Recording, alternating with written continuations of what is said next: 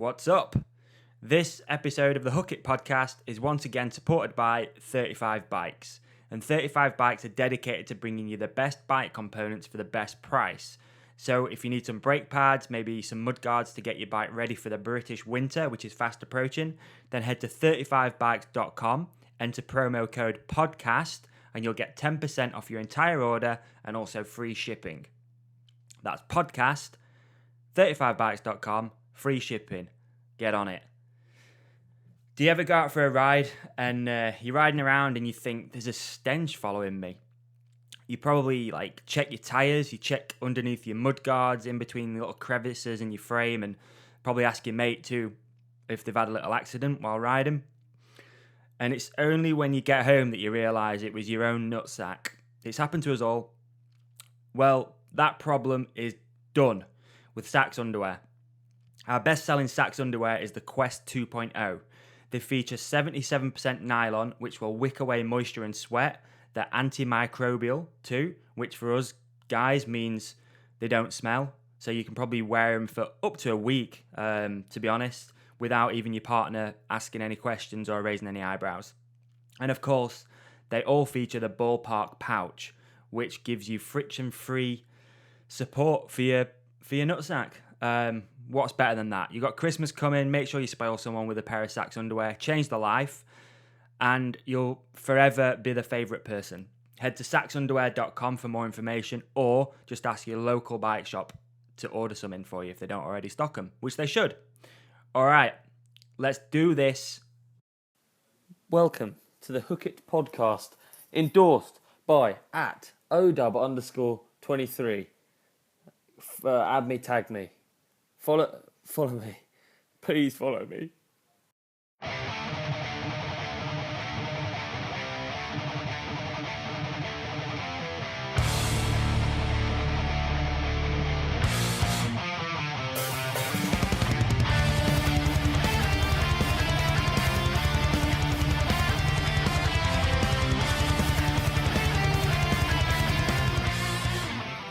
Holy smokes, here we are, episode number 34 of the Hook It podcast. Welcome back, another episode. Before we kick this off, I want to say a massive thank you, as usual, to everyone who listens to this thing. If you're a new listener, then welcome. If you've been around for a while, then welcome back, I guess. The last episode with Martin Ashton went down a storm, and it was actually our most downloaded episode within 48 hours, which knocked my socks off. I couldn't even believe it. It's incredible. So thank you, everyone. If you reached out, sent a message, or, told Martin that you enjoyed the episode, if you left a comment on iTunes or in a review, then massive props, because you wouldn't even believe how much that stuff helps. If you haven't already, please head over to iTunes. Tell us what you think of the podcast. Leave a little funny comment, whatever. It really, really helps. So on this episode, we've got my mate, Craig Evans, who won Red Bull Hardline at the weekend, which is... wow, yeah. Came out of the blue, let's be honest. Let's not hold this thing up. Let's get Craig on the show and have a chat. Rock and roll. Here we go.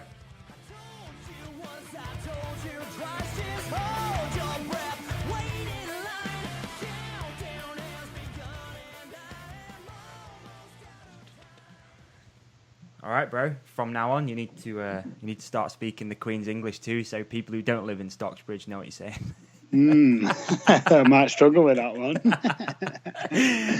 Perfect pronunciation. I can't even say the word, man. From now on. I always feel like I'm speaking the Queen's English. Do you?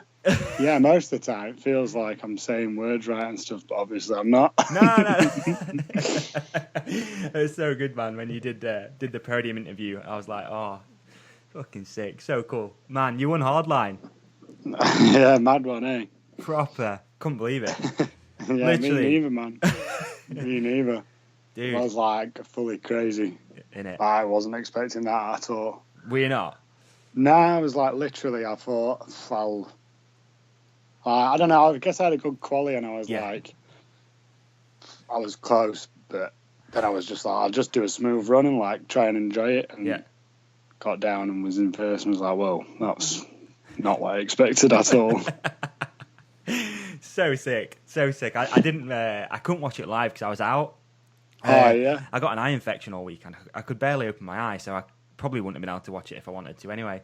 But like Mark texted me and he was like, Craig's just won Hardline. I'm like, no way. It's like insane, dude. So sick. So sick. So yeah, massive props. Cheers, props from me and no doubt everyone as well who's listening. We're gonna come around to some Hardline stuff in a bit, if that's all right. But yeah. Always good to do a bit of a Craig Evans backstory, if that's cool. Yeah, sort of like find out more about you. Probably stuff I don't know as well. So like, how did you first start riding? I guess that was because of my brother. Like he was pretty young now. He's like 5 years older than me, and he started like just going in Wharncliffe, like real crap hardtails, just kind of messing around on the downhill tracks. And then I was probably like start of secondary school, like, and he'd just like take me in, and we'd just like mess around on hardtails and. Yeah, just started there really, and then we kind of started getting better bikes, and then he stopped riding, and then like I got loads of mates from like a few mates from round here, like James Coss and Nant Henry, and we were just like riding together every weekend and just like watching Earth and just getting revved up on those and just going in the woods and like hitting ruts and stuff. So yeah, just went from there really, and then just never stopped riding. Perfect. Were you like playing any more sports before? Like, were you a footballer or anything like that? Nah, bro. I don't have you down as a footballer at all. Nah, not a footballer. Never been into football. Can't get on with it. Although I like a kick about five-a-side, but not into football at all. But I was probably rollerblader, man. Unfortunately, really, as a kid. As a kid, a young kid, rollerblader, man. That was the thing. Yeah, man. Me too, actually. I rollerbladed as a youth. I played roller hockey and ice hockey and stuff like that, and so I used to live on rollerblades. Yeah, man. Still kind of cool to get on a set and just coast down the road, though. Well, I won't call it cool. No, I know what you mean, man. Like it feels good. You know what I mean? It's not like it's obviously not deemed a cool thing to do, but you get that feeling, don't you? Yeah, you do. Can't believe I just said rollerblade is cool. Probably never going to live that down. My old housemate, I used to have a set in his bedroom, and I used to strap him on and go to the gym, like rock up at the gym and just like on rollerblades. It was gangster. I loved it. I bet, mate. All the girls loving it. It was like all downhill there. Then I was just that guy walking uphill in rollerblades, like 25-year-old. Nice.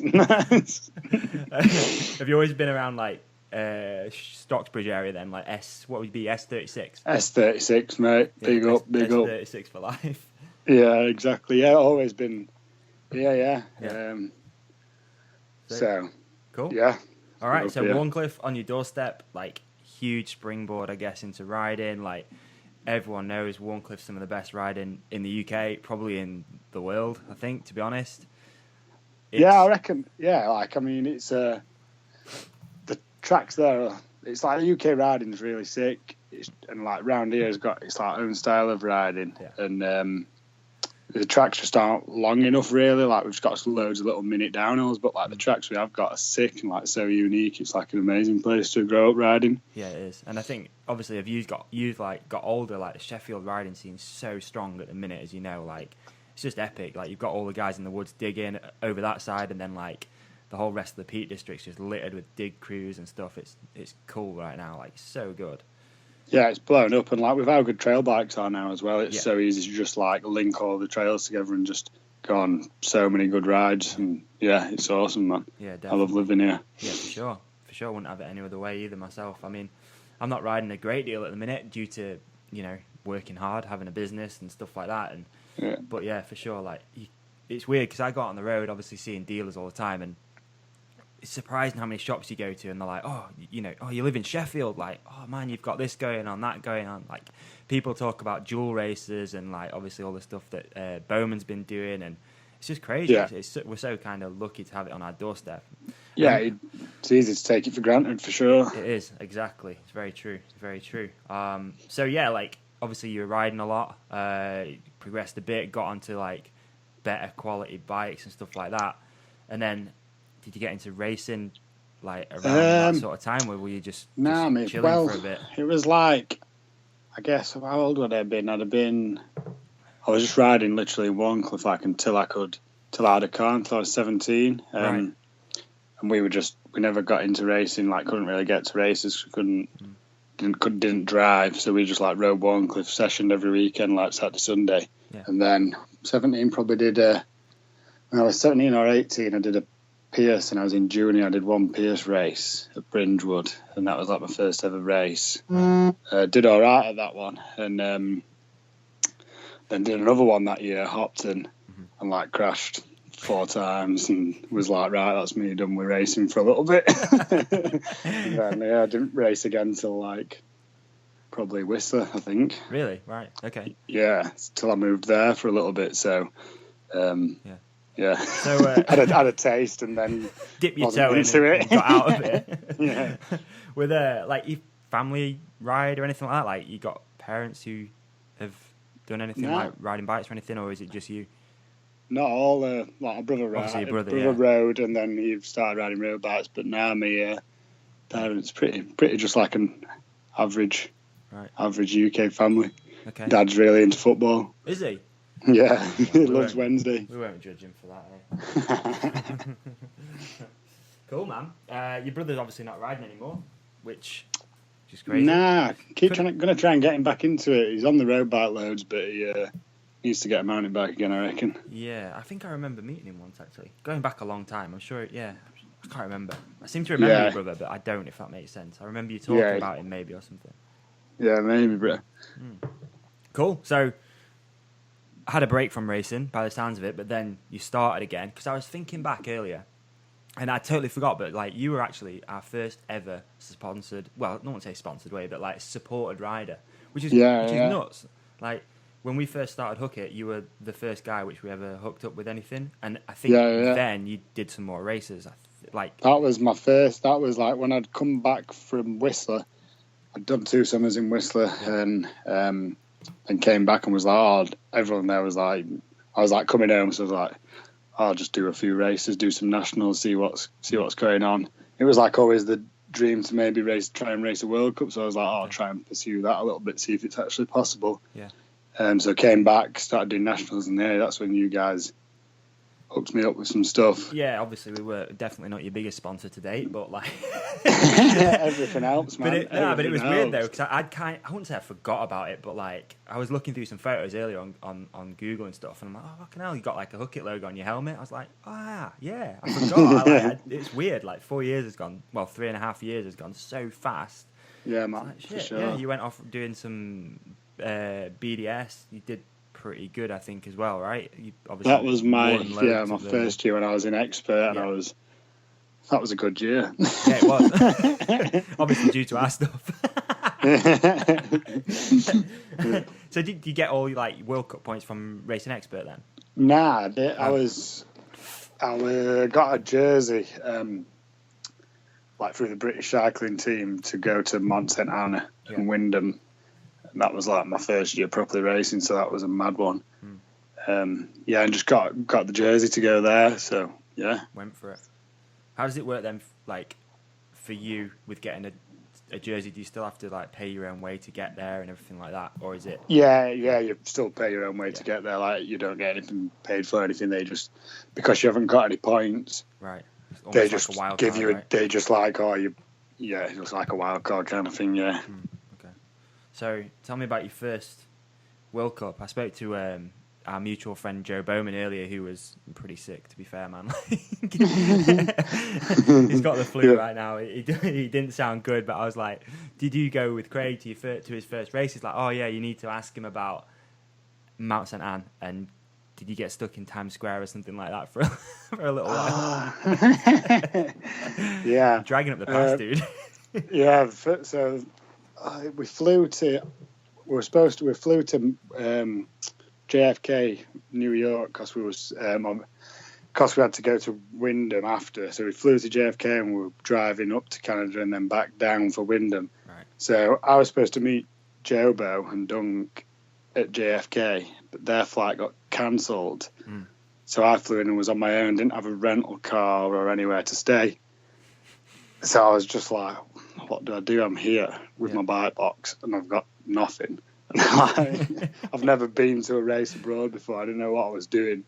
So anyway, Jobo was like, ring this guy called Jorn. He's a German guy who runs one of the teams. Like, go meet him. He'll let you stay in his hotel. So I'm like, sick. Find this guy. And so I ring Jorn. He's like, yeah, I'm in Manhattan. I'm in Times Square. Come meet me. And I'm just like, Times Square, yeah, it'll be easy to find. It should be like this little square in the middle of in the middle of Manhattan. I'll just get a taxi to there.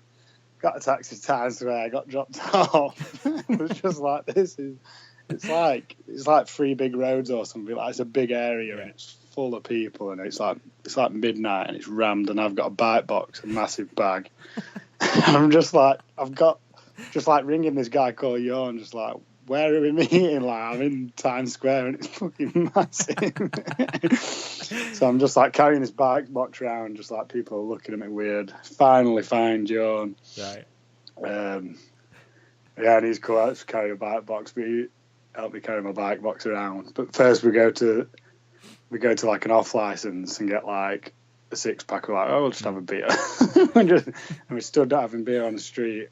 Didn't realise we couldn't drink on the street. Got caught by the cops. No way. They let us off with a fine, yeah, and then we just cruised back to the hotel and ended up staying with him. Welcome to racing. Like getting a fine and getting stuck. Exactly. Man, it must be. It's cool though because you've got initially like Bowman helping. I mean, I'm not name dropping Joey so much, but you know, everyone always says like it's not what you know, it's who you know, and I think having Joe and Dunk obviously help you like. Definitely, man. Like they'd already been they'd been doing that stuff for years and traveling a lot. So without them, I wouldn't have been. They took me around my first 2 years of racing World Cups. They took me around. Like I went around with those guys and they helped me so much. So it's weird though. Like you get kind of used to traveling, but when you've not done it for ages or ever, like I'm guessing, obviously you went Whistler and stuff like that, but it can be quite intimidating. Like just been in a city on your own, probably with like a 5-6 grand bike or whatever it is. Sure, man. Sure. And just like all the little things that you don't think about, just like organising rental cars, and you end up, if you have to do that on your own, like it ends up being a really, really pricey job. So definitely. Yeah, similar, man. Like I did it obviously with my previous company. I used to travel Europe just constantly. Like I was rarely home, and you just get into the swing of it. Like you don't really think about a lot of stuff. It just kind of happens. And then I had a break from it for ages. And then like even just going on holiday, it's like it's so alien. You just like, oh, I forgot I needed to sort this, need to sort that, and not having your routine. Exactly. Yeah, it's weird, man. But obviously, it's pretty cool when you get into the swing of it, and you know you out there riding your bike, having fun. Like, what can be better than that? You know what I mean? Exactly, bro. So, got sorted with meeting those guys. Head to your first like World Cup.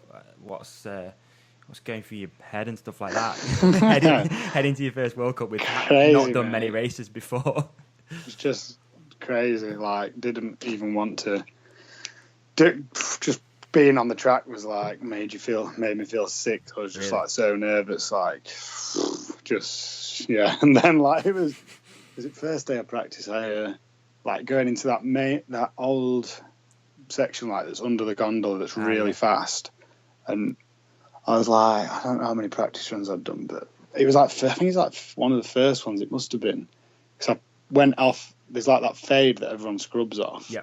And I like went off that and didn't scrub and like pulled a little bit and went really deep, exploded my rear wheel and got a massive swap on into the next berm and somehow rode it out and was just like, what have I done?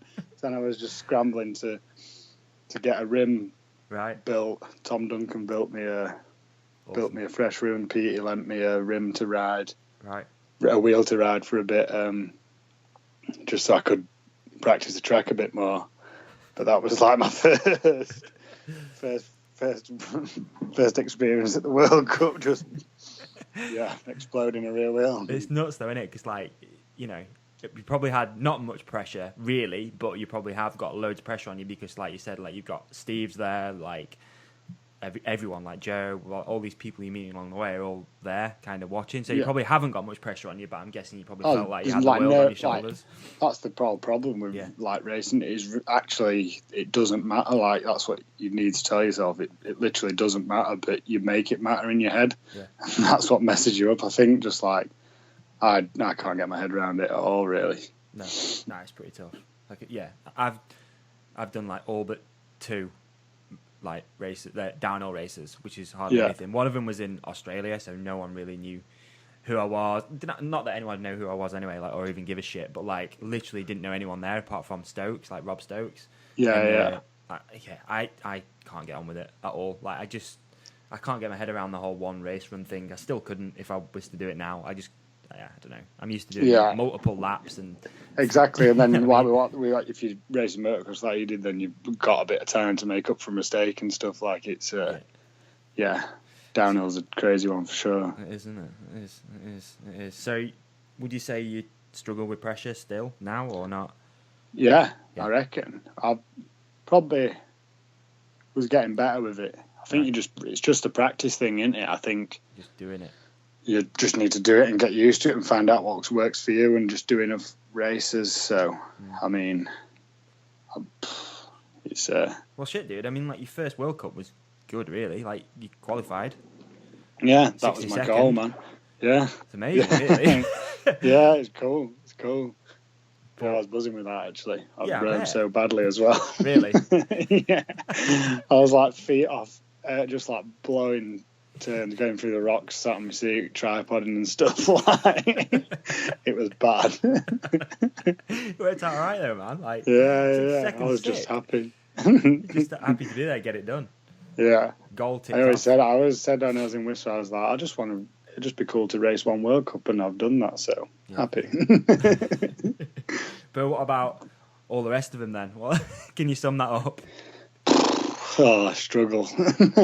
I didn't like that first year after that one when I went in to like do a full season. Yeah.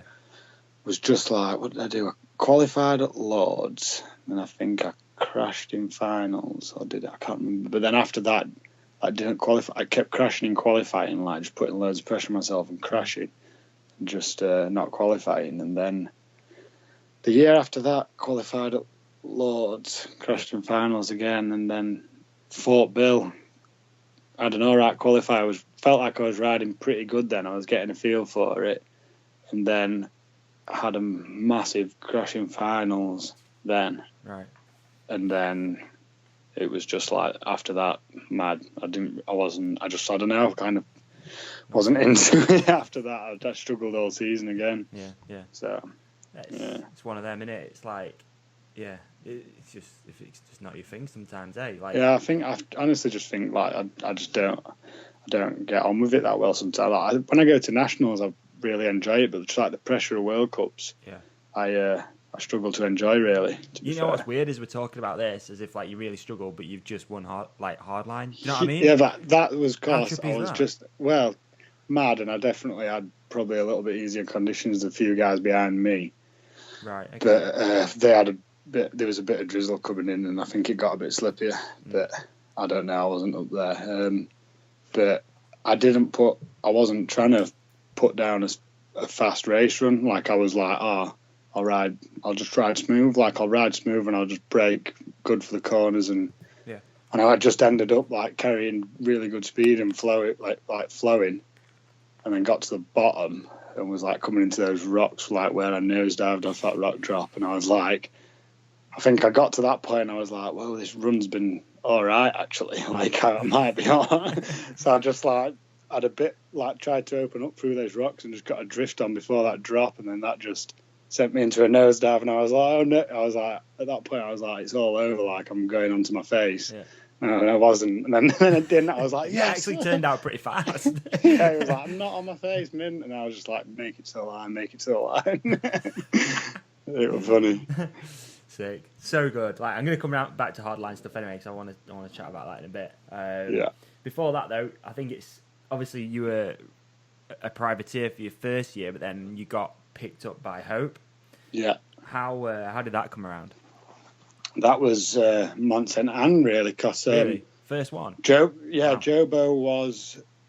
Jobo and Dunk were staying with the Hope guys in their house. They were like, they had space for me, so I stayed there as well, and just like met them all, like met Brayton, Rach, and just and Sharpie, and got on well with them. Right. So and then at the end of that year, they were like, do you want to ride for us? I was like, yeah, mint. That's like a childhood dream to ride Hope stuff, like sure. Insane. Wow, literally as easy as that. So that's all people need to do if they're listening, is just sort of get in a house, do some good, get some good results, have a laugh, and see what happens. I don't know. I think I never wanted to get. It wasn't like I set out to get sponsored. That was never a goal. Like I never even thought about it. Like so, I don't know. I don't think people should go out seeking that. They should enjoy riding, and then if that comes, then that's great. But if not, you're still enjoying riding. Yeah, definitely. I kind of remember it happening because obviously at the time you were sort of like using some of our stuff, and I was, and I think Joe said, "Oh, Hope are sort of interested." I'm just like, "Geez, yeah, fucking hell, go for it!" Like, don't even think, don't even really think about us. Just get on it, man. Like, we were just giving you a few bits and bobs here there, but like to get Hope support's massive, so cool. Yeah. Cheers. Seems to be a good fit for you as well. Like, really cool. Yeah, I love riding for a man like that. It's pretty cool to ride for a UK company. Yeah. Like, yeah, I really like that, and I buzz off the guys there. So it's sick. Like, dream come true for me.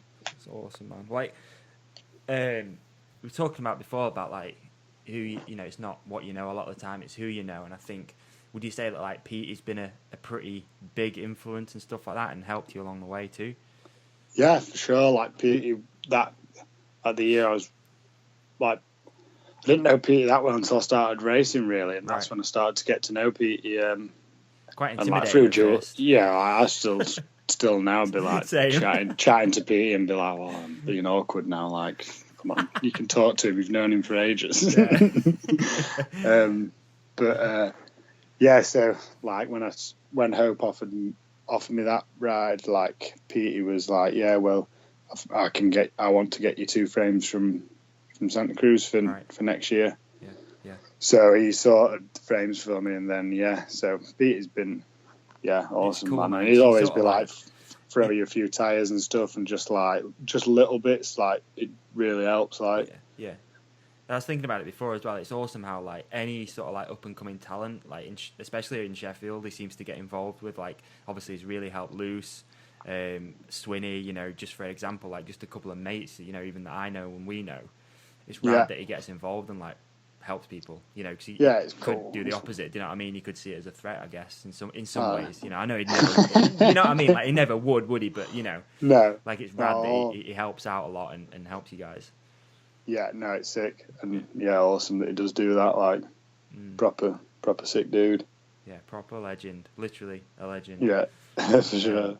So the Hope deal then. So that sort of came about, and was the deal always like you supply the frames and they pretty much do everything else for you? Is that how it works? Without getting into the nitty gritty of it, because I guess you need to keep that to yourself. But has it changed now over the years? It started as. It stayed the same. Like Hope, I got my frames from Santa Cruz, and then Steve got my stuff from Fox, my suspension from Fox for me as well. Like through Geordie, and then Hope did everything else, and then there was and then same again really. Just the year after that I've been the same since then. Yeah. But apart from like the year after that, Steve didn't get my frames from Santa Cruz. Alan at Santa Cruz sorted me out. Cool. So I'd just go direct for him now, not through Steve. Right. Awesome. Are you full time riding now? Like I should probably know this, but I genuinely don't even know. Or are you still working as well? No, well, I just saved up this winter. Like I don't earn a wage for riding. I just saved up. I just worked over winter, and then obviously I get to sell my bike, so that helps for my season. I just keep it real tight, and but I haven't worked this summer. I just had the summer off riding, and then I'm going back to work now. Oh yeah. I gave myself to hardline as a deadline. I was like, I'll finish hardline and then go back to work, because I didn't want to go back to work before hardline and be like, right now I need another week off to go do that. So yeah. Okay. And you're a window cleaner. Well, no, you're not. I'm sorry. That's awful. Rope access window clean. Rope access window cleaning. You do other rope access stuff too? Well, the company I was working for was window cleaning, so that was like what we did most of the time. We did other little bits and pieces, but predominantly window cleaning. Okay. Yeah. All right. It's cool. Yeah, it is. It's cool. Really cool job. Like, I was watching. What is it? I can't remember what edit. Like an introducing edit. I think you did. The Maxis one the Maxis one with Jobo. Yeah, that was when he came to a job and filmed me doing a bit. That was funny. That was cool. Just like hanging off the side of a building off ropes. It's a pretty cool job, to be fair. Yeah, innit? Sounds all right. It sounds all right. So I wanted to chat as well about like filming, edits, and stuff like that. Like the game has obviously kind of changed a little bit. Like you're not racing as much anymore, doing more filming and stuff. Do you think it's a little bit easier now with social media to be like more of a brand ambassador, and you don't have to be out there just getting race results to earn a wage? Yeah, I'd like to think so, man. Like it's I see it as really like race results are good, and they are obviously good for brand, and race have got a big respect for racers and like doing a bit of racing, but there's really, if you're coming like mid-pack at a race, like what is a brand getting from that? Like, whereas if you're putting out good content and selling bikes and parts through that, then like, is that better? Do you know what I mean? For them, I agree. It's cool as well how it's kind of playing out right now. Like, especially over the last few years, I think obviously good mates and part of the 50-1 like stuff, which I love. Like, I think it's sick, so cool what you guys are doing. But like the YouTube views and the following it's got, it kind of like from a brand point of view, that's where you kind of want your stuff. Like, it doesn't fit every brand, don't get me wrong, but like it works for the right ones. You know what I mean? Yeah, exactly, mate. And it's just like, I think people just like seeing, because it's like obviously it's just like us having fun and what we do on a normal day, just ride, and I think people like relate to that and just enjoy watching it for that reason. I think a lot of people aspire to it too. Obviously, there are a lot of people out there who will have got a shitty job that they don't enjoy doing, and it's like can hang out in the evenings and watch you guys having a bunch of fun, thinking that's bad. Just making people all over the UK and world jealous. Really, that's pretty much what we do. But it's good. No, but it's sick though, and it's like really good to see how it's like the whole 50-1 stuff and everything you do, like how it's played out now. And you know, you've got a massive following on social media, which I remember going right back. I remember when you first even started using our stuff. I said to you, I was like, "Have you even got like an athlete Facebook page?" You were like, "No, why? Do I need one?" I was like, "Yeah, you might want to set one up." And now it's got like a massive following, which is just rad. Like, see how it's all sort of like played out over the years for you. Yeah, stoked, man. It's so cool. Been crazy. It has. Have you got any like more plans with those sort of guys or anything happening? Yeah, well, just more of the same, I think. Right. More of the same, really. Yeah. You've been involved in like tons of sick edits as well. Like I watched the 26 Ain't Dead one back today, which I almost kind of forgot that I was there and did that, because I didn't really know you that well back then. I don't think. Yeah. That's going back quite a long time, actually. Now it's like, it is quite a long time, actually, that one. Time flies, man. It's like 4 or 5 years, maybe more. Yeah. You did that. Yeah. And obviously you did like Grim Up North and stuff like that. Have you got like a favourite edit you've done so far? That's a tough one, man. I can't remember. Did what? 26 Ain't Dead was fun. I always just like filming with Jobo, because obviously we're really good friends and we just get on with it, and it's just fun. And I like filming. Like, I like when you're filming, you go like pretty hard, so it's good to just go into stuff really fast and hope it works out, you know. Yeah. Dude, you filmed in that video. It's so good. Anyone out there has not seen that, like, go watch it. It's really good. Really good. I remember being stood there in the rain in Bowman's parents' back garden pretending we were at a funeral. People driving past like, what is going on there? Putting a bike in the ground. It's weird. Yeah, that was a mad scenario. Oh, man. Have you got like a favourite road trip you've done over the last few years? Because you've done some pretty sick ones. We did Well, New Zealand this year was pretty amazing with the Santa Cruz lot. That was a sick road trip, like all the way from Nelson. We did a race in Nelson, and then got the ferry up to the North Island, and then we were just driving this in Jamie Nicholls' old. It's like an old, I think it's 1960s like school bus that's kitted out as his house. Wow! And we were literally just like drive a few hours, stop, like go riding, and then just set up tents, camp, and it was just like such a nice vibe, just chill, just like a little bit of riding, camp, eat some good food, and then just drive a little bit further, you know, seeing the beautiful country, and I'd never been there before, so that was like a highlight for me. Yeah, for sure. It's crazy how it's like opened up so many opportunities for it seems, like travelling and stuff like that. Is there like a favourite spot you've been to yet? Sheffield. It's hard to choose one. No, you kind of forget all the places you get to go to. It's like, it's crazy. Now I feel so lucky to be able to, go do this kind of stuff. For sure, dude. For sure. All right, let's talk about Hardline. You've done it a few times, right? Yeah. 3? This was my third, yeah. Didn't do the first one? No. Second ever one was one I went to, yeah. I think it was, again, that Rubber Side Down edit that I watched today, and you were saying about how you got an entry, like literally just kept asking people. Yeah. I got it like, I was at work when I found out I could go. I think I found out I could go like a day or 2 days before, and I was on a job in like Middlesbrough. Beautiful. And I was talking to my boss. I was like, I need to go to this event. Like, can I have Thursday, Friday off? And he was like, I kind of need you. And I was like, if we work really hard for the next day, can I just go? He was like, yeah, all right, that's cool. So smashed out a load of work, and then went down there. So worked out. Work's been all right with it then.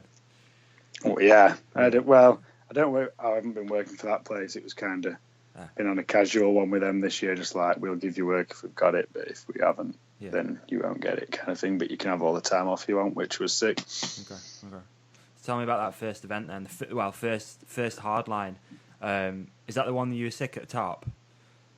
Wasn't I was been sick in and half. That was like first full run as well, man. We hadn't done a full run until that point, so I've not linked anything together. It was just like at the top, like, this is the scariest thing ever, because we'd like not even rode any like big jumps. Like, we don't get to do that kind of stuff at home. There's no big jumps to ride here, like, really. Not that big. So, not that big. No. Like, you don't get to prepare for that. So, real nervous for that race run then.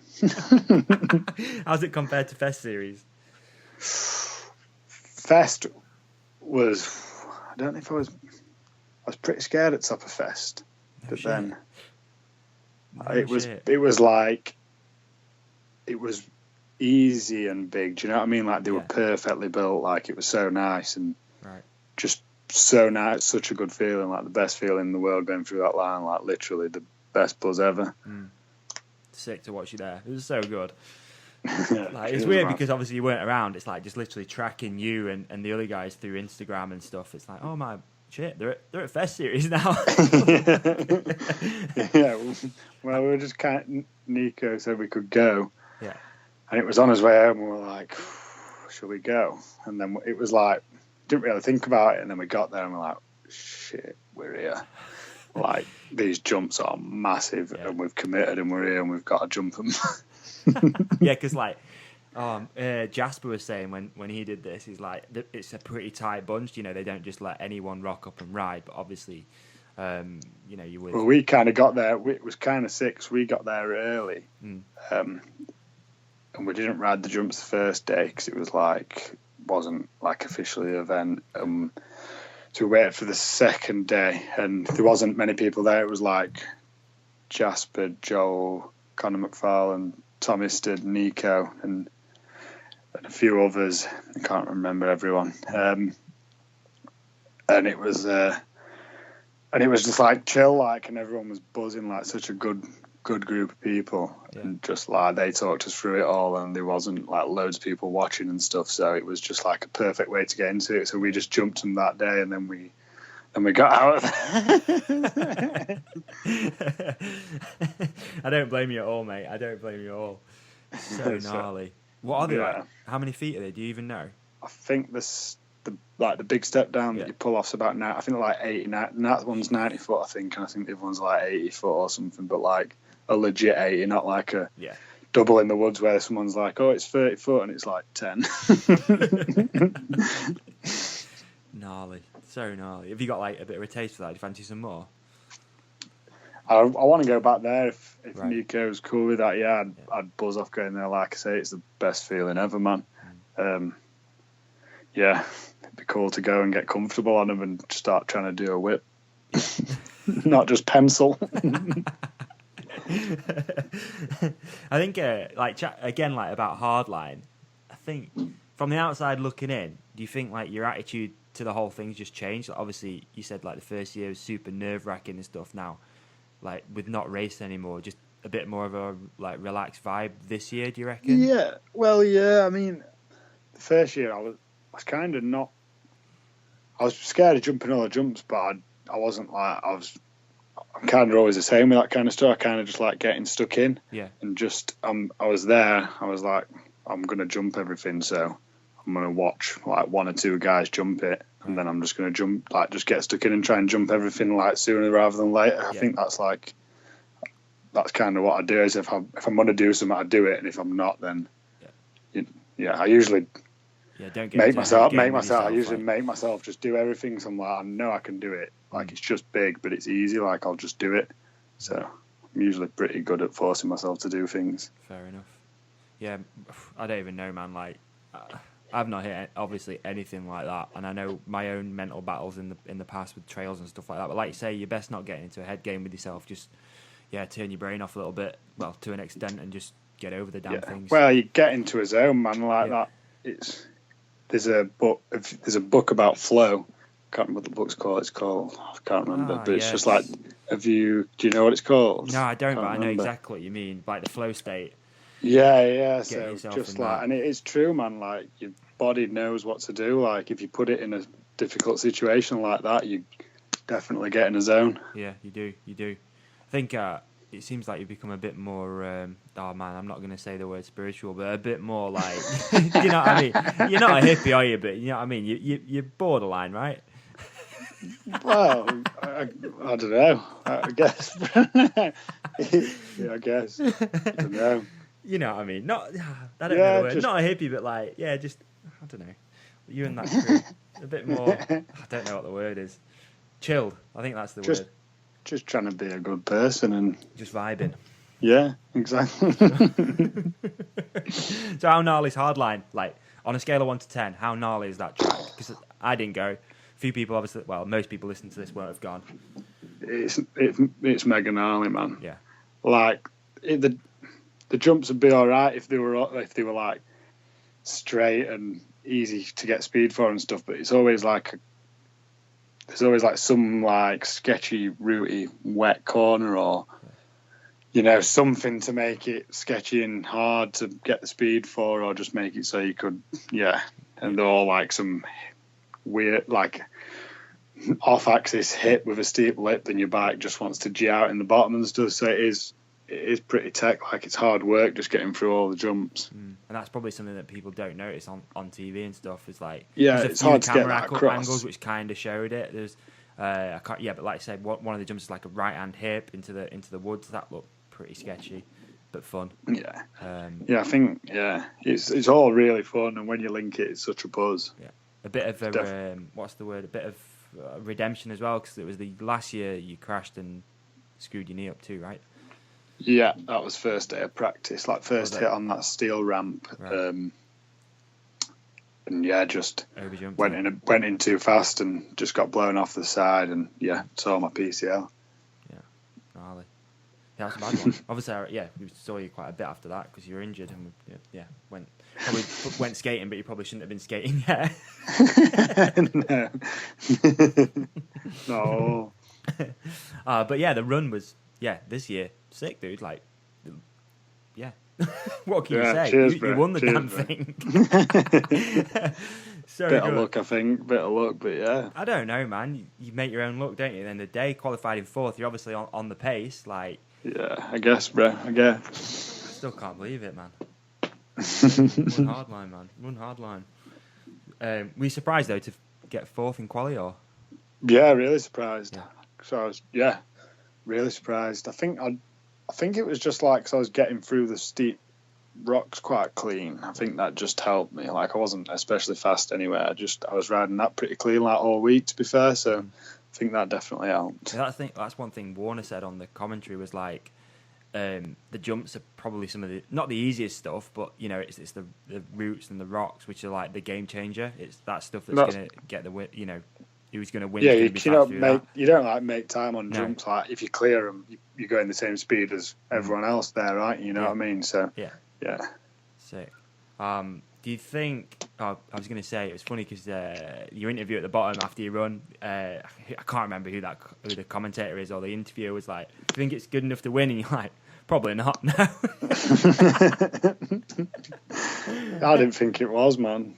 I didn't think it was, and like, don't know. Was unlucky for Brayton to fall off, and I was pretty gutted when he did that because he was on a charge, mate. I love watching him charge down tracks. It's sick. He was going fast, but it is what, like you say, you know, you make your own luck, man. At the end of the day, win's a win.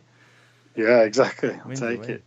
Do you think winning Hardline will open up like a few doors and stuff for you as well? I mean, you said you're going to be working all winter. Is that still the same like plan right now? Yeah. I need to get back to work really and just earn a little bit of money, but I don't know. I haven't fully sorted anything yet, so we'll see.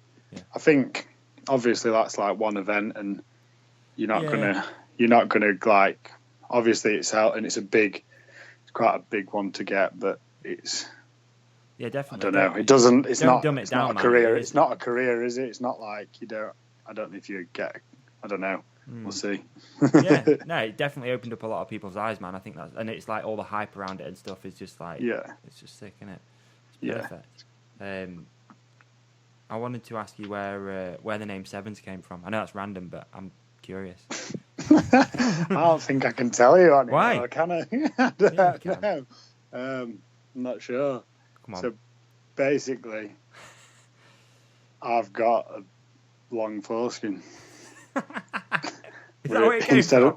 Instead of having a foreskin, it's a seven skin. I genuinely didn't know that. It's amazing. There you go. Oh, there you go. Now everyone knows. Everyone knows. The Anteater, Craig Evans. The Anteater. Oh, brilliant. So what's future plans then for next year? Have you got anything lined up yet? Not got anything. So I just kind of want to do similar to what I've done this year, like Crankworks races, a few EWSs, because they've been pretty fun. Like try and go and do some trips, some videos. Just similar. I've really enjoyed this year. It's been fun. Yeah, it's cool. So like I hope pretty chilled out then with what you're doing. They're not. They've been. What's the word? They've been mint. I was like, oh, I don't really fancy doing the World Cup thing. Like this is what I kind of want to do, and they were like, yeah, well, there's no like obligation to do any racing if you don't want to. Like do whatever you want, and we'll support you this year. So that was mint to have that from them and have the option to do that. Yeah, and obviously you got good, like really good folks around you, like Josh, both Joshes, Bryce and Loose Dog doing similar deals, right? Yeah, exactly. That's cool. Like you say, it's kind of what.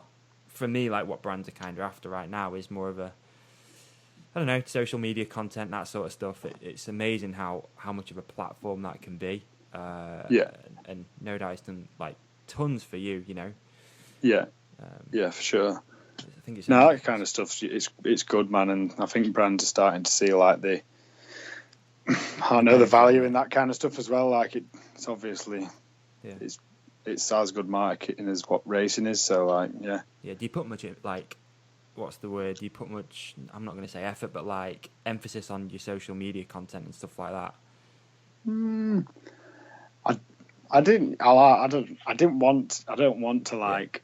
Well, It's a strange one. I want to make it. Want to make it good, but you don't want to make it like just boring and like I want to make mine funny and just put funny stuff all the time and just funny photos. My friends doing weird stuff. Then you're like, oh, actually, I'm not allowed. Probably shouldn't do that. It doesn't look good. Do you know what I mean? Yeah, it's a strange one too, because like with me, you know, like I do quite a lot of it. If I'm honest, like more than I probably would like to. But it's one of those. It's like if you don't do it, you can kind of you can kind of tell, if that makes sense. Like, yeah, for us, talk about the Hook It side of things, like the company. Our social media is quite a big thing for us. Like, if we've got a new product, getting it out on social media, like Instagram, Facebook, Twitter, and all that sort of stuff, like, it really helps. And it's, in a way, I kind of wish it didn't, because you want to have a break from it, but like you have a break from it and you can tell that you've had a break from it. Yeah. It's probably the same for riders. Like, you know, I know if I were, you know, professional or whatever, I'd be like, oh, I don't really want to have to do that stuff. I just want to enjoy riding my bike. You know, you don't have to tell the world, but there's a limit in there. Like, you do kind of have to, because that's what your sponsors want. Yeah, but like you say, if you're out riding, you don't want to be pulling your phone out all the time. Sometimes you just want to enjoy it. Yeah. Like I've like with all the new like Insta stories and stuff, man. Like I don't like pulling my phone out like all the time and doing those things. Like I probably need to get on it a little bit more, but I don't know. There's a fine balance. Yeah, exactly. A really fine balance. Yeah, I struggle with it sometimes, because you just like, I have to do it, but then you think, do I? But no, you kind of do, unfortunately. Yeah, we're all glued to his phones anyway, man. You don't want to be more glued to it. Yeah, I know. You're right. I always really notice it now as well. I think I've become like more tuned into. You know, you go somewhere like a restaurant and you're like, fucking hell, everyone's on the phone, or someone does something and everyone's filming it. Like, just, you've seen it anyway. Like, you don't have to record it. Like, you just remember it and you've seen it. Yeah, exactly. It is good. And like when the moment's good, you just gotta enjoy it, and just don't pull your phone out. Don't take a photo. Sometimes you just gotta enjoy it. Yeah, for sure. Cool, man. Well, I wanted to keep this one not shorter, but like, don't want to keep you too long. You know what I mean? It's getting late here too, dude. Good, mate. Should we? We're gonna rattle through some listener questions, if that's okay. Yeah, sounds good. Quite a few of those things came in. So we'll do those, and then we'll wrap this bad boy up. First one came in from one of our Instagram followers, @Tim from Wales. Where do you get your hair cut? That one's Brother Loose Dog with a pan on my head and Leger. Just cut round the pan, give it a little undercut with the buzzer, and that was it. The bowl cut. Beautiful. All right. Next one, @Ride Home. Weirdly, Ride Home on Instagram was actually your instructor for your rope access course. Yeah, it was. Yeah. What's the funniest thing you've ever seen window cleaning? Oh, good one. I like that. I was on a hospital. Where was it? In Birmingham, I think. And I was just coming down the rope. Went to open up the window. There's this old guy in bed. I'm like just looking at him, making a bit of eye contact in the window. He slowly starts pulling the bed sheet off, and he's just full naked, still making eye contact with me with his like knob out. I was just like, what's this guy doing? He's just pulling the sheet back and keeping eye contact with me. I'm like, all right. I'll carry on cleaning the window and chips. Not fun showing him the anteater. I just pull it out and be like, yeah, man, I'm on your level. Stick it to the window. It would have been a good move, wouldn't it? Just be like, yep, you're doing it, I'm doing this, mate. I've got you. Brilliant. Next one was @GetBont on Instagram. Did you ever get the Beamer out of the field after hardline? That's the first bit. Beamer Yeah. Flew out. Did it? Mate. Yeah. Okay. It's a nice car, man. Flew out. Saw it the other day. It's nice. I like £200, mate. Really? Yeah. What happened to the Volvo?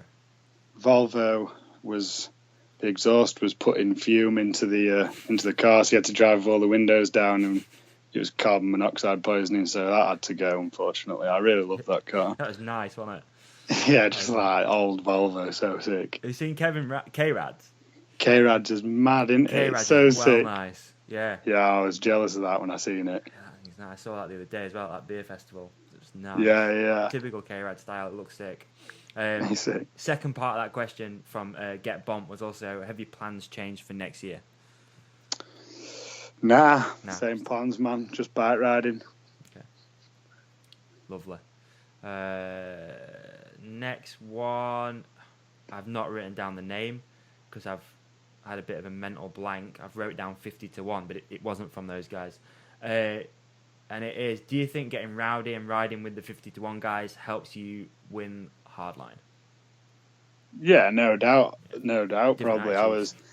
I was not the attitude, like since I started riding with those guys and riding, like the level of riding's just gone up for me, like just the friendly competition and what everyone does, and what everyone's capable of when you're all together is insane. Like you don't ride that hard when you like ride on your own, and just riding with all those guys as a tight crew and just buzzing off each other has brought my riding on so much and just made me enjoy riding loads more. So Sick. Yeah. Cool, man. Cool. You can tell, by the way. Yeah, it's pretty obvious. Cheers, bro. At mountain_bike_addicts. Who is your biggest MTB inspiration? Oh, now, well, Petey was the big one growing up, man. Like, obviously living in Sheff, Petey was always the boy. Yeah. Now, Dave Ocknell. Really? Yeah, his whips are unreal, mate. He's insane. He's killing it. Those guys are like, I mean, yeah, I Matt don't think those and guys Dave, were even riding that much a few years ago, and obviously they were moto guys. So yeah, Dave and Matt are on another level. they're insane bike riders, mate. You wouldn't believe what they throw down just on like a daily ride. It's insane. Yeah. So sick. Yeah, I'm a big fan of those guys as well.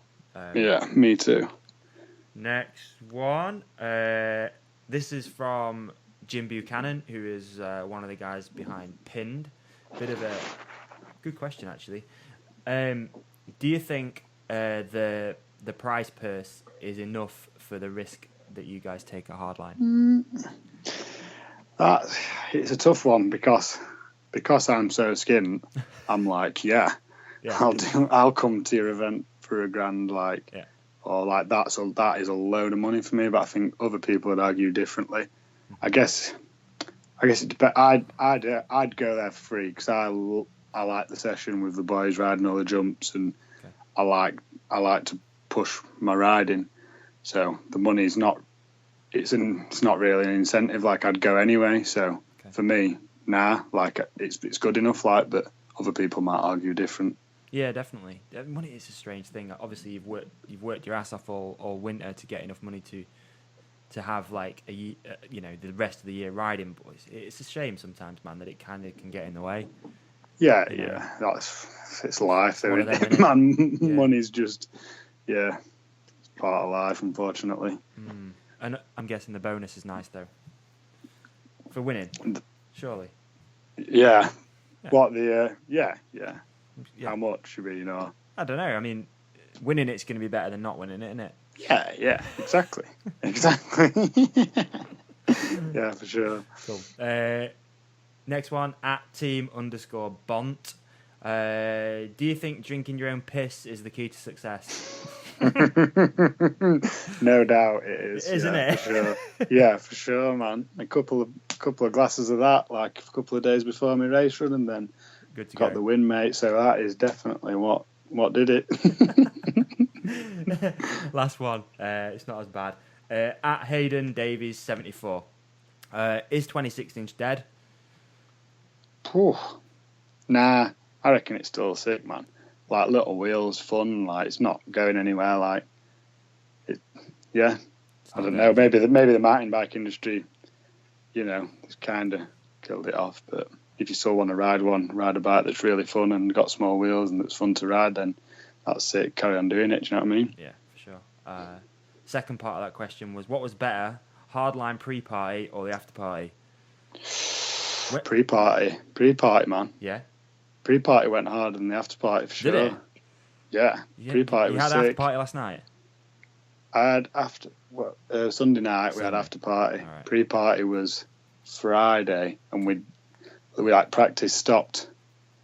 Practice got cancelled early because of the weather, and we just a few pints turned into a big session. It got out of hand. Is there a fire extinguisher story hidden somewhere? Yeah, I can't remember who let the first one off. First? The fire extinguisher got set off, and then there was a bit of chasing people around, and then I can't really remember, but we got told off, and then we got banned from drinking from the hotel. So it was funny. Brilliant. Cool. That's all listener questions done, dude. Obviously, huge props from me and everyone else for winning Hardline. Is there anyone you want to quickly say thank you to and do some shout outs? So where can people follow you and all that sort of stuff? Yeah, just everyone, all my sponsors for helping me, Sick, Jobo for getting me around World Cups all the time. Rat Loose, Sambo, Petey, everyone, just, cool. Sick. Thanks a lot. Cool, man. Awesome. Well, great to have you on. Kind of weird. It's always I always say it's weird when you have a mate on doing this because I kind of know a lot about you. Do you know what I mean? I wouldn't say I struggled with Joe, but you're sitting talking to Joe and it's I kind of know this, but it's it's I don't know. It's just in the situation that you're in. It's it's not a normal conversation because you don't want to go too in depth with your friends and just talk about your friends with each other. Do you know what I mean? You could easily go off track. That's how I feel. Yeah, that's why it's a bit weird. Yeah. No, I agree totally. But sick though, dude. Just to sit and have a chat with you, huge props winning Hardline, and I hope more people know about you after not just after this, but after Hardline and everything. Because obviously you've been putting graft in for many years, and it's awesome to see it pay off. Yeah, cheers, man. Thanks a lot. Get the big W, man. I'm stoked for you. I really am. Thanks, bro. Cheers. All right, dude. Right, let's wrap this bad boy up. And as usual, thanks everybody for listening. Don't forget, share the episode, tell your friends, all that sort of stuff, and give Craig some props on his social medias too. Rad. All right, dude. It's been a blast. Cheers, brother. I'll leave you with it. Catch you See you later. See you in a bit. See you, dude. See you. See you, man. Bye. Bye. Bye.